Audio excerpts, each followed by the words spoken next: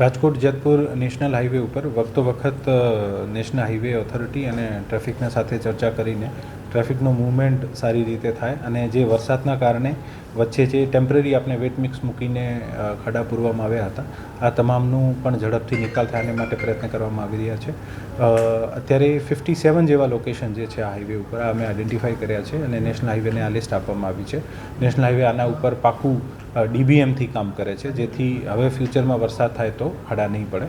સાથે સાથે ટ્રાફિકના સંલગ્ન સાથે રહીને અને જે પણ ટ્રાફિક જામની પરિસ્થિતિ બને છે આને ઝડપથી દૂર કરી શકાય. નાનું મોટું જે ટ્રાફિક જામ અત્યારે કામ ચાલે છે આના કારણે પણ લાગતું હોય છે કારણ કે અત્યારે આપણે સાથે સાથે ખાડા પૂરવાની જે પાકા મટીરિયલથી ખાડા પૂરવાની કામગીરી છે આ પણ ચાલુ છે.